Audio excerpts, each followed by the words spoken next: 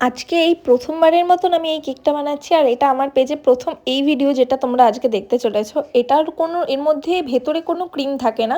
এই কেকটার ভেতরটা পুরোপুরি চকলেটের। কেন এমন বললাম তার জন্য পুরো ভিডিওটা। তার আগে ইন্ট্রোডাকশন, আমি অরিত্রা, শ্যামনগর থেকে একটা ছোট্ট একটা হোম বেকারি রান করি, অরিত্রাস বেকারি নামে।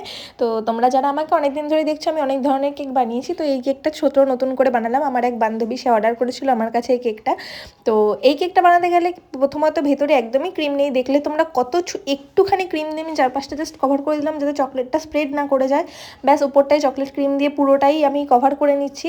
পুরো চকলেট কেকটাকে আমি জাস্ট চকলেট ক্রিম দিয়ে কভার করে নেওয়ার পর অল্প একটুখানি ক্রিম দিয়ে কভার করে নিলাম, যাতে কেকটা ওপরটা একটু স্টেবল থাকে, কারণ এর ওপরে আরও একটা হেভি গানাশ যাবে। তারপরে আরও একটু ডিপ চকলেট ক্রিম দিয়ে জিনিসটাকে কভার করে নেওয়ার পর এর উপর আর হালকা একটা ক্রিমের লেয়ার আমি দিয়ে নিয়েছিলাম, যাতে কেকটা ভালো মতন সেট হয়ে যায়।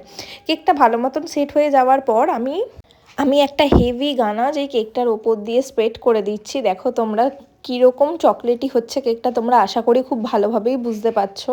তো এই কেকটা আমি ভালো মতন করে সেট করে নিয়েছিলাম, যাতে এই কেকটা একটু সেট হয়ে যায়। আর একটু দূরে যেহেতু যাবে সেই কারণে, আর কেকটার মধ্যে যেহেতু একদমই বেশি ক্রিম নেই, তাই কেকটা খুব ভালো মতনই সেট হয়ে গেছিলো। তার উপর দিয়ে ডেকোরেশনও যেরকম চেয়েছিল সেরকমভাবেই আমি কমপ্লিট করে নিয়েছিলাম। আর এই কেকটার ভেতরে তোমরা খুব ভালোভাবেই জানো সেরকম কোনো ক্রিম নেই, জাস্ট ওপরের কোটিংটা ক্রিম দিয়ে এই কেকটা চকলেট মাট কেক বলতে পারো।